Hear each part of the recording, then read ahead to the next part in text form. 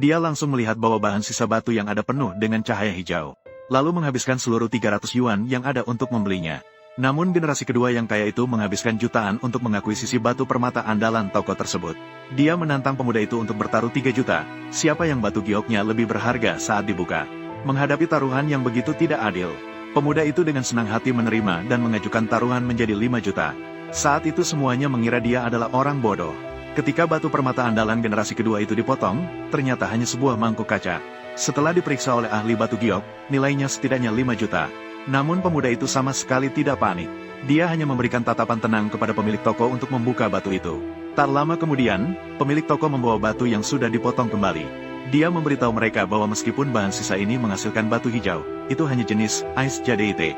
Paling banyak hanya bisa bernilai puluhan ribu. Namun pemuda itu meminta pemilik toko untuk terus memotong. Mendengar itu, generasi kedua yang kaya itu langsung marah dan tertawa. Kau ini benar-benar sampah. Apa batu rusak ini bisa menghasilkan batu jade, ice? Apa kau hanya bersembunyi di sini merokok? Kepada kau, pergi saja. Orang yang hanya menonton pun juga biarkan dia cepat-cepat meminta maaf kepada generasi kedua kaya itu untuk mengembalikan sedikit kerugian. Tapi saat itu, pemilik toko datang membawa batu yang sudah dipotong kedua kalinya. Sama sekali tidak mau melepaskannya. Para ahli melihat wajah orang-orang yang penuh harapan. Segera merebut batu itu untuk melihatnya. Istri pemuda itu langsung terkejut setelah mendengar kabar tersebut. Siapa sangka pemuda itu justru tidak menghiraukan dan membiarkan pemilik toko untuk melanjutkan memotong. Seketika itu juga membuat para ahli batu permata tidak bisa menahan diri. Tidak seberapa, tidak ada uang. Yang dipertaruhkan adalah kualitas gioknya. Tidak peduli seberapa banyak uang yang dikumpulkan. Harus pulang. Aduh, rugi, rugi, rugi. Benar-benar anjlok. Saudaraku, mata yang tajam, batu giok kaisar ini, saya bersedia mengorbankan sebagai beban. Apa, jenius apa itu? Terpercaya, jenius apa itu? Apa jenius dari zaman kuno bagiku? 3 potong mengeluarkan hukum kaisar. Siapa yang menghabiskan jutaan? Potong bahan yang tersisa. Saya ambil 1. Momo, apakah saya sedang bermimpi? Apakah ini benar? Tentu saja ini benar. Saya sudah bilang, saya akan membuatmu mendapatkan bagian. Saya juga tidak akan membeli di toko barang antik. Rasanya hangat. Saudaraku, berapa harganya ini? Silakan ajukan harga. Tuan Hai bersedia membayar 10 juta. Perkenalkan aku dengan teman ini. Jika begitu, saya akan gunakan batu giok kaisar ini. 10 juta ini akan saya jual kepada Anda. Baik, baik. Nanti jika ada masalah dengan barang antik, ada saya, Kakak Hai. Saya akan mendukung kalian. Terima kasih pada Tuan Hai. Jenius Tuan Lu, kalian kalah. 5 juta, kasihkan saja. Siapa yang kalah, harus menerima. Jika kalian berdua tidak ada masalah, hari ini jangan keluar dari pintu ini. Baik. Saya mengakui kalah. Kali ini sangat beruntung berkat kamu. Tidak perlu sungkan, panggil saya Kakak Hai saja. Saudara, nanti kita harus membahas giok yang bagus. Jangan lupakan aku, Tuan Hai. Pasti. Saat mereka kembali ke rumah, Xiao Hu baru menyadari. 2 kotak barang antik yang baru dibeli istri semuanya adalah barang palsu. Namun, ketika dia memberitahu istrinya, dia sama sekali tidak percaya. Sementara itu, paman kedua yang bertanggung jawab atas pengadaan barang. Mendengar kata-kata Xiao Hu, dia terlihat marah. Xiao Hu membuka mata batinnya dan melihat. Dia menyadari bahwa detak jantung orang itu mencapai 308. Namun, orang itu tetap berpura-pura tenang mendekati Xiao Hu.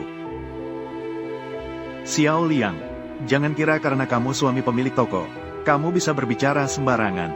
Kamu hanya bisa berada di sini karena hidup dari pemberian istri. Kamu tahu apa tentang larangan ini? Bos Lin, saya sudah bekerja denganmu selama 7 atau 8 tahun. Kamu bilang biarkan dia lebih hati-hati sedikit. Saya setuju. Tapi jika berkata semuanya, maka aku hanya punya 70 tahun lagi. Jangan begitu, Paman Chen. Jika kamu pergi begitu saja, bagaimana aku bisa menjalankan toko antik ini? Yelin, segera minta maaf kepada Paman Chen. Saya tidak mau minta maaf. Saya tidak salah. Percayalah padaku. Kotak ini benar-benar milik Yelin. Kamu. Kalian berdebat sebentar. Biarkan orang tua itu melihat lebih baik. Tuan tua, tidak tahu siapa Anda. Kakek saya adalah ketua Su dari Asosiasi Barang Antik Guangzheng. Beruntung sekali Anda hari ini. Orang biasa, tidak ada kualifikasi untuk bertemu kakek saya, kan? Maka, mohon bantuan ketua Su. Silakan. Betapa beraninya Anda. Semua ini adalah barang kerajinan baru yang diproses agar terlihat seperti barang antik, atau berasal dari sebuah pabrik barang-barang mewah. Paman Chen, bilang Anda kali ini salah menilai. Apakah ini agak terlalu mencolok? Paman Chen, selama ini saya tidak pernah berutang padamu. Anda, bagaimana Anda bisa menipu saya seperti ini? Saya, jangan bilang begitu. Anda bertindak, Anda dipecat. Baiklah, barang-barang ini akan saya serahkan ke perusahaan penilai. Paman Chen, selesaikan semua tanggung jawab Anda. Anda sungguh merupakan aib bagi ruang pengawas. Saya akan mencabut tanggung jawab ruang pengawas Anda. Bos Ding. Jangan, selama bertahun-tahun ini, saya mungkin tidak punya jasa, tapi saya punya kerja keras. Saya tahu saya salah. Jangan pecat saya. Berlutut, tidak bisa. Jika penipuan ini terbukti, saya akan ditangkap. Barang-barang mewah itu tidak boleh dibuang. Lepaskan. Orang-orang bodoh itu. Siapa ya? Pemuda ini tidak hanya memiliki keterampilan yang hebat, dia juga memiliki mata yang tajam. Tidak tahu apakah dia tertarik untuk ikut serta dalam konferensi asuransi kesehatan. Ketua Su tidak memiliki hal seperti itu. Saya. Ketua Su, jantungmu bermasalah. Aku, sudah lebih dari 3 hari. Hei, kakekku dengan baik hati membantumu. Kamu malah membalas budi dengan kejahatan. Mendoakan kakekku mati. Bukan, apa yang aku katakan itu benar. Kalau tidak percaya, kamu bisa bawa Ketua Su ke rumah sakit. Yan Ling, jangan bicara sembarangan. Wajah Ketua Su tampak segar. Sangat sehat. Kakek, kita abaikan dia. Ayo pergi. Ketua Su. Yan Ling itu benar-benar menjengkelkan. Lain kali aku akan bertemu dia lagi. Aku pasti akan memberi pelajaran padanya. Sama saja. Jika bisa memaafkan, sebaiknya memaafkan. Kakek. Kakek, kau baik-baik saja kan? Aku. Pergi cari Yan Ling. Yan Ling. Minta dia datang. Kakian, apa kamu benar-benar bisa berobat? Kalau begitu, lihat apakah aku punya masalah. Itu juga tidak ada masalah. Hanya saja keseimbangan hormonal sedikit kacau. Kamu, kakek. Tuan Ye, orang yang seperti ratu kecil. Mohon pengertiannya. Sebelumnya kami ada beberapa pendapat tentang pengingatmu. Benar-benar menakjubkan. Ini semua hal kecil. Biarkan aku bertanya lagi saja. Baik, ayo. Masalah kecil. Saya bisa menyembuhkannya. Ternyata hanya menggunakan pengobatan tradisional yang kuat. Apakah ini yang disebut dengan kekuatan yang menyembuhkan? Kalau begitu, saya minta bantuan Tuan Ye. Tidak masalah. Pergi untuk menyembuhkan. Baik. Tuan Ye, silakan gunakan.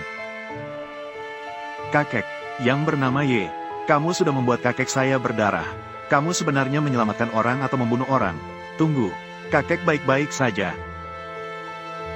Saya merasa jauh lebih ringan di seluruh tubuh. Tuan Ye, terima kasih atas bantuan menyelamatkan hidup saya. Seni Tuan Ye memang sangat luar biasa. Penyakit terminal bagi kami. Kamu bisa dengan mudah menyelesaikannya. Yi, kamu baru saja bersikap tidak sopan lagi. Segera minta maaf kepada Tuan Ye. Tuan Ye. Maaf. Yi ke depannya.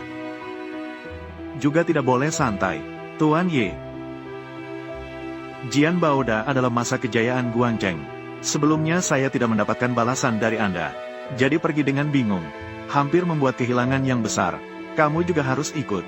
Anda tenang saja. Saya pasti akan hadir sesuai janji. Sangat baik. Saya akan mengatur semuanya untukmu. Yang penting, Tuan hanya perlu hadir. Dengan melaporkan dia, kamu bisa masuk. Terima kasih banyak. Lin King. Putriku, kenapa kamu masih bersama sampah ini? Tempat seperti Jian Bao Dabi. Mana mungkin dia bisa masuk? Cepat ke sini, Ma. Ibu. Xiao King. Kamu ingin memperluas sumber daya untuk toko barang antik. Saya sepenuhnya mendukung karirmu. Asal kamu setuju hari ini menjadi pendampingku, saya akan membawamu masuk. Zhang Tianyong. Jangan berharap, meskipun saya tidak pergi, saya juga tidak akan setuju denganmu. Dan juga, suamiku ada di sini. Silakan panggil saya Nona Lin. Nama saya Yelin. Yelin, jangan berpura-pura jadi orang penting di sini. Hanya berdasarkan namamu, kamu ingin masuk. Wajah keluarga Lin ini telah kamu buat hilang semua. Cepat pergi dari sini. Selamat datang, Tuan Ye. Silakan masuk, kalian berdua. Tunggu. Saya bilang, Tuan Satpam, bagaimana kamu membuka pintu? Dia bahkan tidak memiliki undangan. Kenapa dia diizinkan masuk? Kamu percaya atau tidak? Saya sudah memecat kalian berdua pagi ini. Tuan Ye adalah siswa Jian Bao Dabi. Tidak boleh mengundang. Dia, tidak mungkin. Dia hanya omong kosong. Ketua Su, baik, Tuan Ye. Siapa yang mengirimmu ke sini? Orang tua di dalam itu. Saya bilang, percayalah, saya telah menemukan pemuda yang berbakat. Kamu harus mendukung saya. Sampah ini, beruntung sekali, bahkan mendapatkan perhatian ketua. Hari ini, ada Tuan Kawaguchi di sini. Mereka, hanya badut yang melompat-lompat. Kebetulan, saya akan biarkan sampah ini melihat, mengambil wanita dari saya. Lihat, lukisan ini. Agak menarik. Selamat datang kepada semua yang hadir. Kali ini, konferensi kesehatan. Saya sekarang mengumumkan, besar kali ini, aturan, kami, dunia penasihat untuk negara, bakat unggul. Dengan masyarakat seperti sekarang, tidak seperti, izinkan saya ikut serta. Ada teman berkewarganegaraan yang hadir. Kami tentu menyambut. Saya, ini ada sebuah pertanyaan. Cukup temukan rahasia di antara kedua lukisan ini. Saya ingin memberikan kepada Anda yang hadir. Seharusnya, itu sangat mudah, bukan? Ibu, kenapa kamu, teman dari negara mana, jelas datang untuk mengganggu? Benar-benar keterlaluan. Orang yang sangat sombong. Biarkan saya lihat trik apa yang kamu mainkan. Kakek, apakah kamu bisa melihat rahasia di dalamnya? Kedua lukisan ini, tidak peduli dari sudut mana, atau bahan yang melengkung sangat mirip, bahkan sulit membedakan antara yang asli dan palsu. Rahasia ini, saya tidak bisa melihatnya. Tidak mungkin, para master perubahan itu, bahkan tidak bisa membuka kulit lawan. Kita akan jadi bahan tertawaan dunia. Apakah masih perlu melanjutkan? Orang ini, seharusnya menjelaskan topik dengan jelas. Apakah kamu membawa kami untuk menjadi mata-mata keaslian kedua lukisan ini, atau menjadi mata-mata kecerdasan dan kebencian yang dia miliki? Semula berpikir, begitu banyak menghina, pasti ada yang bisa menjadi lawan saya. Hasilnya, saya masih menganggap kalian terlalu tinggi. Sayang. Apakah kamu mendengarnya? Katak pemalas sedang berteriak. Ternyata dia hanya melihat langit dari dalam sumur, sehingga dia bisa berteriak seperti itu.